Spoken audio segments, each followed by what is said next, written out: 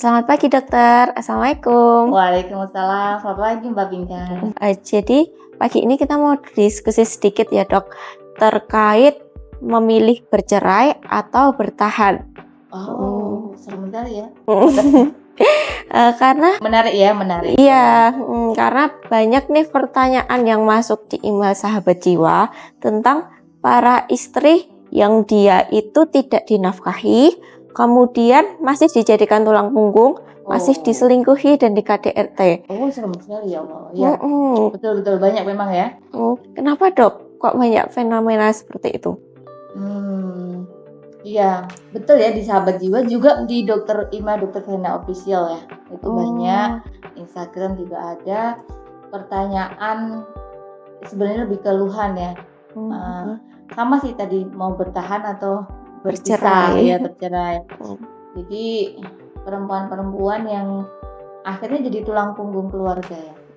Keluarga udah seperti itu, dia justru malah diselingkuhin, bahkan di KDRT ya, padahal dia sebenarnya harusnya jadi tulang rusuk ya, malah jadi tulang punggung. Nah, fenomena ini terjadi karena memang saya melihat ya bahwa saat ini masyarakat itu tuh memang lebih kurang memperhatikan. Kalau budaya kita kan memang sebenarnya laki-laki itu yang harusnya menjadi pemberi nafkah. Itu kan memang budaya kita. Tetapi ada banyak hal yang saya kira ya, ini di masyarakat itu menjadi satu yang salah, apalagi dia seorang yang beragama itu kadang-kala misalnya wanita soleha, wanita yang memberi kepada suami, kadang itu menjadi dorongan mereka, tapi dorongan yang kurang tepat ya untuk menafkahi suaminya. Dan kemudian masyarakat ini, terutama para wanita, itu kalau kita pada ngomongin energi maskulin dan energi feminin gitu ya, mereka kan wanita-wanita yang dikuasain oleh laki-laki. Kadang-kala ketika nikah, terus kemudian nggak dinafkahin, perempuan itu banyak ngalah dan nggak mau menuntut haknya. Seolah kalau menuntut hak itu salah gitu. Jadinya mereka ya sudahlah ngalah gitu ya, demi utuhnya rumah tangga. Kadang mungkin awalnya seperti itu. Kemudian yang harusnya dia feminin menerima ya kan, itu menjadi yang harus bertanggung jawab. Nah, sebenarnya permasalahannya saya lebih menilai seperti itu. Walaupun tadi ada unsur agama yang beberapa kasus ya, bahwa pengen bahasanya mengabdi berbakti sama suami, tapi kan caranya salah. Jadi fenomena masyarakat ini terjadi karena mereka tidak memahami juga masalah energi feminin, energi maskulin yang mungkin baru-baru ini ya banyak dibahas di masyarakat. Jadi mereka menjadi dirinya itu kayak harus bertanggung jawab, maka inilah justru yang memicu suaminya itu malah menjadi semakin gak benar. Ya, kalau laki-laki itu kan pengennya jadi pemimpin, menguasai. Ketika itu semuanya hilang, ya sudah, mereka pakai akal ya. Dia aja mau kok memberi nafkah aku, ya kan? Aku nggak bertanggung jawab, dia nggak apa-apa kok. Ya udah gini aja gitu. Jadi malah memicu hal seperti itu ke diri laki-lakinya. Terus kemudian setelah itu si laki-laki makin bahasanya ngelunjak. Udah nafkahin mau, ya kan? Pertama nggak dinafkahin, dia mau kerja, nggak apa-apa, dia mau kerja. Akhirnya dia mau kerja nih, memenuhi kewajiban di rumah tangga yang harusnya kewajiban dia, ya kan? Dia penuhin istrinya semuanya, dipenuhin istrinya semua. Habis itu, ya udahlah, karena dia ongkang kaki, dia jadi biasanya tadi kepancing, nganggur ya kan, main selingkuh. Diselingkuhin biasanya perempuan juga masih banyak yang mau, ya udahlah nggak apa-apa, yang penting bahasanya kalau kita nggak dipoligami ya dan gitu ya, nggak ditinggal pergi, tetap balik ke rumah. Jadi perempuan ini semakin dia ngalah, terus akan dia kegali ngalahnya makin, yang laki-laki pakai akal. Dia diginiin mau, ya udah tak lanjutin, lanjut lagi nanti KDRT.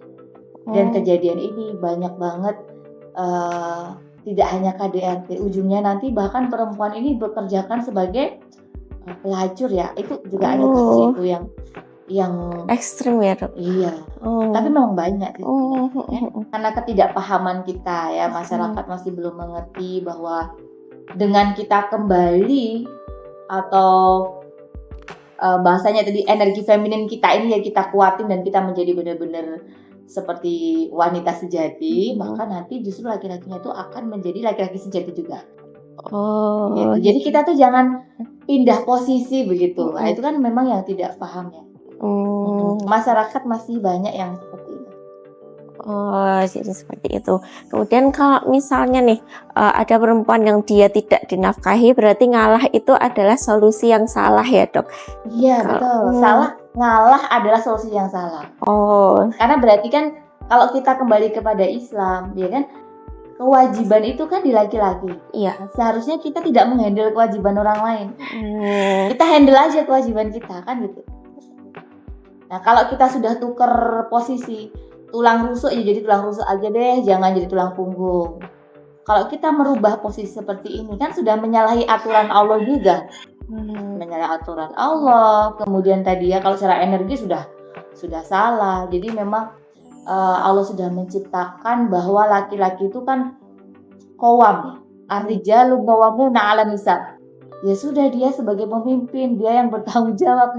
Jadi jangan kita malah jadi posisinya tadi loh. Kebalik. Iya, kebalik. Itu yang justru membuat energi dalam rumah tangga, kehidupan rumah tangga itu jadi ya tidak sehat, tidak balance, tidak seimbang. Makanya yang laki-laki makin nggak benar, yang perempuan malah jadi Tersiksa. iya, tersiksa gitu. Sebenarnya kan kita nggak mau jadi tulang punggung ya kan, tetapi kita kayak ngoyo memaksakan diri. Nah, kayak gitu. Lalu kalau untuk yang sudah terlanjur nih, udah terlanjur sampai kasusnya di KDRT jadi tulang punggung, itu apa yang harus dilakukan, Dok? Kalau ngomongin harus ya, kan berbeda ya, setiap orang kasusnya gak sama.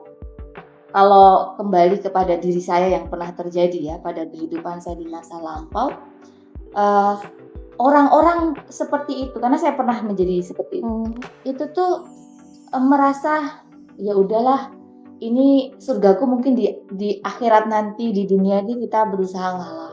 Akhirnya kita tuh menjadi seperti bodoh ya, perempuan begitu kan. Banyak nanti ada kan banyak dimanipulasi oleh laki-laki tadi. Laki-laki yang memang satu bahasa kasarnya tuh mukondo ya.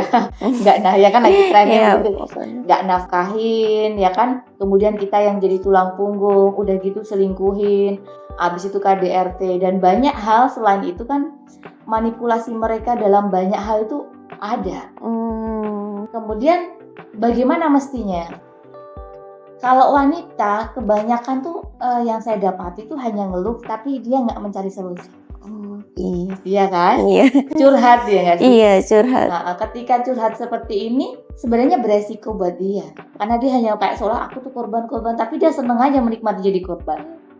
Nah, kalau saya pada waktu itu lebih mencari solusi dengan tanya ke psikolog. Dan alhamdulillah ya dapat psikolog yang mensupport untuk saya tuh sadar, ini tuh nggak bener loh. Kak, namanya perempuan ya harusnya kamu tuh bahagia dalam rumah tangga. Dan kadangkala kita tuh nggak apa-apa lah nggak bahagia di sekarang gitu. Mimpinya bahagia di akhirat gitu aja, padahal kita kan hidup di dunia. Kemudian saya tanya psikolog itu, diberikan solusi bahwa ini kalau kasus seperti ini harusnya engkau bercerai. Saya memang dulu aku cerai nggak ya gitu. Dan itu butuh waktu 2 tahun untuk memutuskan cerai atau tidak. Ya, kemudian saya menanyakan juga kepada beberapa kalau yang fokus kan ke psikolog ini ya, yang langsung benar-benar saya hadir. Tanya ke pengacara, saya menemukan solusi juga di situ. Kemudian tanya kepada seorang ustadz yang, tapi saya tidak ngomong diri saya karena waktu itu kan sebagai public figure ya. Nanti saya menemukan ini harus berpisah kalau kondisinya seperti ini. Gitu. Nah, di sini saya saja yang memiliki kekuatan ya finansial gitu. Itu untuk pisah aja mikirnya 2 tahun ya kan. Aduh gitu ya. Kalau perempuan zaman sekarang ya saya ditanya apakah harus berpisah, kalau aku ditanya begitu jawabanku iya. selama dia nggak mau berubah. Dan berubah itu nggak nunggu setahun 2 tahun loh. Saya ngomong kalau kamu nggak kayak gini, harusnya begitu ya perempuan. Kalau kamu nggak mau berubah, kamu nggak mau jadi tulang punggung, kamu nggak jadi pemimpin, sudah, mending saya hidup sendiri. Saya seperti itu. Tapi kebanyakan perempuan mungkin nggak berani karena finansialnya dia nggak punya kemampuan secara finansial, jadinya ya sudahlah, bertahan aja kan begitu. Iya, benar. Nah, ketika bertahan itu apa yang terjadi? Pastinya kan dia makin rapuh, makin lemah, diapain aja ya udah nggak apa-apa. Maka yang akhirnya dirasakan perempuan itu kesehatan, tidak hanya kesehatan mental, fisiknya juga rusak. Yang saya alami setelah saya banyak ada kehidupan yang tidak nyaman itu tadi ya. Ya kan kalau sekeliling itu yang pasti ngelihat itu ya fisik saya jadi sakit. Ya semua kan organ-organ karena ngendem, bahasa Jawanya itu mendem. Perasaannya tuh dipendam gitu. Ngalah yang sebenarnya kita tuh nggak mau ngalah kan. Nah, kita maunya jadi perempuan. Jadi pendam, jengkel dipendam, kecewa, sedih, marah. Nah, ketika dipendam semuanya ya udah jadi sakit. Maka saran saya ya memang berpisah itu adalah solusi yang terbaik. Karena memang dalam agama Islam diperbolehkan ya. Kalau laki-laki nggak mau tanggung jawab, ya itu kan tanggung jawab kan nafkah lahir batin itu kan memang kewajiban. Kalau itu dia nggak bisa memenuhi, maka kita punya hak sebagai seorang perempuan. Nah, di zaman Nabi bahkan yang dibolehkan ya beliau bercerai seorang sahabiah itu, dia bukan karena laki-lakinya nggak tanggung jawab. Laki-lakinya soleh, tanggung jawab, tetapi wajahnya itu nggak bagus gitu, jelek. Hanya karena wajah. Akhlaknya baik, semuanya baik. Itu aja boleh berpisah kan? Karena nggak sanggup, takut gimana ya kalau lihat wajahnya jelek banget kan mungkin nggak nyaman. Nah jadi apalagi dengan kasus yang berat kayak gini. Nah betul ya. Kadang perempuan itu ditakut-takutin cerai, dibenci Allah. Iya betul. Iya kan? Nah, sering kayak gitu. Sering Disuruh sabar gitu. Iya sabar. Itu surgamu. Iya. Gitu ya. Surga tapi di sininya panas akhirnya kanker. Dia diem, makanya banyak perempuan sekarang kanker autoimun, betul nggak? Iya betul. Itu karena kasus tadi dipendam, ditahan, padahal dia udah nggak mampu, gitu. Seperti itu. Jadi banyak orang hidupnya kayaknya makannya sehat ya, makannya sederhana, kenapa kanker? Karena memang dari pikiran. Kenapa autoimun ya? Karena dari pikirannya itu. Maka kalau saya ditanya, kan saya yang ditanya, ya silakan berpisah baik-baik. Ya sesuai aja dengan bagaimana Islam mengatur ya perpisahan. Boleh nggak sih itu? Maka harus bertanya kepada ustadz-ustadzah yang benar. Ya kalau saya sama ustadz ditanya, ya seperti ini boleh nggak bercerai? Boleh. Sesuai dalil saja loh, gitu kan? Bukan pakai perasaan. Kalau pakai sabar, kamu harus sabar, ya kan? Kamu harus cerai itu dibenci Allah. Jadi kalau wanita minta cerai nggak cium bau surga, yang mana dulu yang nggak cium bau surga? Kan kita ditakutin seperti itu. Mengerikan ya. Kalau orang nggak ngerti agama kemudian menekan para perempuan untuk lepas. Iya. Nah, karena perempuan tuh seringnya curhatnya ke temen dan temennya kasih sarannya biasanya sabar gitu, bertahanlah. Iya, sabar dan bertahanlah. Iya. Ya Allah, padahal itu perempuannya temennya udah mau bunuh diri bisa jadi ya. Subhanallah ya begitu. Kesalahan kita yang nggak punya ilmu, tapi kemudian kita menasihati dengan tadi kita tuh kadang tidak layak untuk menjadi tempat konsultasi. Belum memiliki ilmu atau wawasan bahkan pengalaman hidup. Kalau punya teori pun belum cukup ya kan. Harus punya pengalaman untuk bisa memberikan solusi. Nah, mereka hidupnya bahagia yang di konsultasi ini tuh kan. Punya suami yang baik gitu. Jadi ya, ketika dikonsultasiin begini, ya udah kamu sabar, bakti sama suami, bertahanlah demi anak-anak lah, sudah salah lagi kan? Karena mereka nggak ngalamin ya dok. Betul, mereka nggak ngalamin. Kadang punya teori agama, tapi tidak punya wawasan. Tidak harus ngalamin sebenarnya, tapi mengalami akan lebih baik ya. Kalau seorang ustadz pernah mengalami, itu power ketika ngasih nasihat itu kerasa kan? Iya. Iya. Menurut saya begitu. Oh gitu ya dok. Jadi itu solusi dari banyak sekali pertanyaan kayak gitu. Dan saya sendiri juga rasanya ya Allah ternyata banyak ya di Indonesia para istri yang kelihatannya ada nih PP-nya sekeluarga kayak mesra gitu. Tapi iya. curhatannya di sosmed, ternyata Kayaknya tidak happy ya. dinafkahi. Iya ternyata Betul, tidak betul. dinafkahi, harus jadi tulang punggung Betul. gitu. Jadi foto itu sosial media itu kadang menipu ya. Mm-mm. Bukan kadang deh kayaknya. Iya Mbak Pika, betul. Kalau dilihat kan fenomena kayak itu termasuk sering, maksudnya Banyak. ternyata ketika dilihat dari curhatan ternyata banyak yang mengalami. Nah, ada nggak sih dok tips supaya yang belum menikah ini nggak salah pilih? Oh, nggak salah pilih ya. Jadi saya sering menyampaikan kepada perempuan ya di banyak kajian-kajian saya. Jadi kalau mau nikah itu jangan istijal, tergesa-gesa, terburu-buru. Al-istijal minasyaiton gitu. Tergesa-gesa itu dari setan. Kebanyakan kita temennya nikah langsung pengen nikah nggak?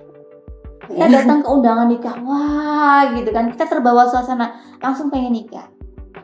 Temannya udah pada rame-rame bareng-bareng nikah, kita juga langsung segera cari, aduh aku belum nikah, atau kalau udah punya calon, ayo kapan gitu. Padahal sebenarnya hati, pikiran kita secara kesiapan mental tuh belum. Kan sebenarnya banyak ya wanita udah umur 20-30 aja belum siap nikah sebenarnya. Dia masih punya banyak trauma masa lalu, dia masih punya banyak hal-hal yang memang dia merasa dengan dirinya sendiri aja dia belum selesai. Jadi tidak harus selesai, tapi intinya ketergesaan itu yang membuat mereka satu diri nggak siap. Ketika dia nggak siap untuk menilai pun juga dia nggak bisa menilai laki-laki. Ya kan? Sulit ya menilai laki-laki itu. Maka itu satu, jangan tergesa-gesa. Kedua, saya tidak menyarankan di biro-biro perjodohan. Kenapa sih bukan nggak boleh, tapi biro perjodohan itu seringkali kan hanya kenalnya tuh kesannya yang bagus-bagus. Iya, CV-nya aja dok. Iya, betul kan? Iya. CV-nya kan kayaknya indah gitu. Padahal sebenarnya di CV itu banyak kebohongan. Saya ada kasus seorang murid saya gitu ya. Dia Masya Allah luar biasa, wanitanya cantik, solihah, dia pendidikannya sudah tinggi ya, pendidikannya sudah S3. Kemudian yang laki-laki ini punya dia ditipu, laki-laki ini udah pernah nikah tapi KTP-nya masih single. Kemudian ya nikah hanya sebentar, sebulan, padahal Masya Allah wanitanya halus, lembut, baik gitu, laki-lakinya emang penipu memang ternyata. Jadi langsung cerai gitu, dan memang diperalat, hartanya juga diambil. Kenapa? Memang sekarang ini biro jodoh itu maaf ya, mau ngakunya Islam kayak apa, banyak juga yang tidak bertanggung jawab. Dan ustadznya tuh nggak kenal sama yang cowok dengan benar-benar. Tergesa-gesa kan mereka juga gitu. Jadi kadang-kala ya saya juga pengen menasihatkan untuk para biro jodoh jangan hanya pengen tampil wah aku tuh berjatah, tapi benar-benar memang memperhatikan hal ini. Karena kalau orang ngaji, hanya ngaji, kesannya ngaji, datang ke pengajian, itu kan belum menjamin akhlak. Nah, maka jangan tergesa-gesa, jangan hanya biro jodoh. Kemudian kalau ta'aruf tuh ya jangan sehari 2 hari, kan kadang bangga. Iya. 2 minggu ta'aruf langsung nikah. Ada yang berhasil. Saya punya guru juga, punya dosen yang beliau di tahun 2000 waktu itu beliau hanya ta'aruf kemudian nikah berhasil. Tetapi banyak juga yang gagal kan, dan memang itu lebih menyakitkan karena kita nggak kenal. Ya kalau saya menyarankan ya harus kenal lama, kalau bisa mungkin teman SD, tetangga atau teman kakaknya. Jadi kalau sudah kenal itu akan lebih baik menurut saya seperti itu. Ya jadi kenali betul pasangan. Kemudian kalau sudah kenal banyak bertanya. Jadi masa ta'aruf itu bukan apa sih besok masa depan ngapain aja, tidak hanya, tapi pertanyaannya itu lebih mendasar. Kalau saya misalnya gini, kalau aku beda fikih dengan kamu gimana?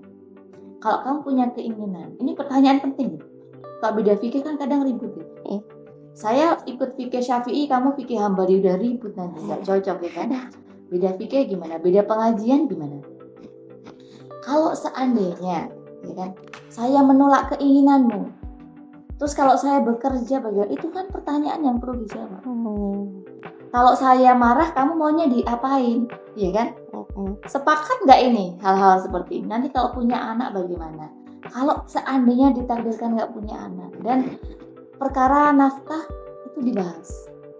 Berapa nafkah, bagaimana, saya boleh kerja enggak, sampai detail masalah tabungan-tabungan itu yang perlu dibahas. Maka kan nggak bisa ya 2 minggu ta'aruf ngebahas itu. Iya. Jadi menurut saya itu hal yang tidak pas.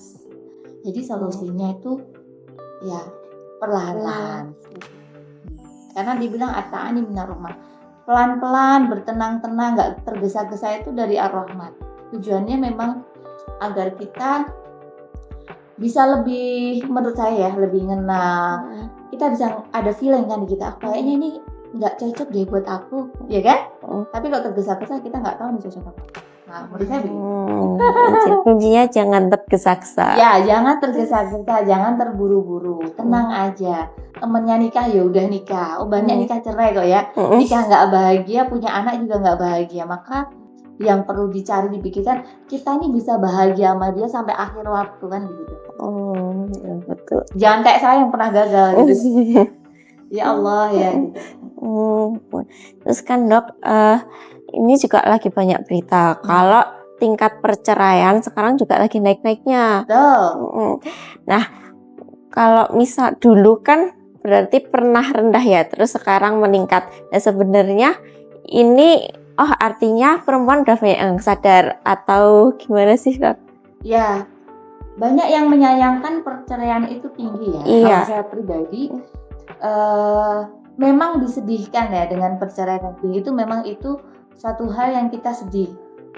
Tetapi bisa jadi ini hal yang ada bagusnya, bahwa perempuan itu udah mulai memikirkan dirinya sendiri, menyadari bahwa kebahagiaan itu lebih penting daripada kesan dia utuh tapi secara psikologis udah cerai dalam rumah tangga, ya kan? Menurut saya ada perempuan, saya tidak mengatakan cerai itu pasti bagus, tidak, tetapi ada perempuan-perempuan hebat di situ loh ketika memilih bercerai. Ya kan itu keputusan yang berat. Takut jadi janda, dikatain dasar tukang kawin, perempuan apaan sih minta cerai, itu kan dia mampu mendobrak itu. Ya, hatinya itu mampu dia kuatkan. Oh, kebahagiaanku lebih penting, masa depanku lebih penting daripada bertahan hanya karena perkataan orang. Itu ya. Tetapi ada juga perceraian ini bagiannya ada alasan untuk perceraian yang banyak tadi ya. Iya. Ada juga selain bukan ada KDRT, ada juga masalah ekonomi, ada juga kan karena perselingkuhan. Nah, kalau perselingkuhan di pihak suami ini juga ramai juga, banyak di pertanyaan-pertanyaan ke saya. Kalau seperti ini, kenapa sih perselingkuhan terjadi ya? Karena menurut saya ya, kadang-kala di rumah itu tidak saling memuaskan. Memuaskan tuh nggak cuma di ranjang ya Mbak ya, tapi juga obrolan. Ya kan? Semua orang butuh ngobrol. Semua perempuan lelaki sama-sama butuh dipeluk. Butuh saling dihangatkan. Nah, ketika tidak puas di rumah, maka dia akan mencari di luar. Gitu. Ataukah yang kedua, memang dia nggak dewasa. Nggak mau bertanggung jawab di rumah, memang carinya gitu. Kan banyak juga maaf laki-laki yang seperti itu. Jadi rumah dia tidak bisa menyenangkan istri gitu kan. Ini laki-laki gini ada kan?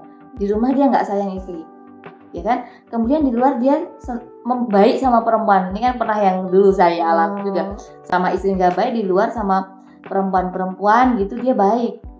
Begitu dia cerai, dia juga nggak baik sama perempuan yang selanjutnya Dan itu ada nyata. Tidak cuman, maksudnya banyak laki yang seperti itu. Meskipun secara fisiknya kelihatan solih gitu ya dok. Iya, tampaknya kayak orangnya jubahan atau ngisi-ngisi kubah gitu ya. Kayaknya lembut gitu. Kesannya.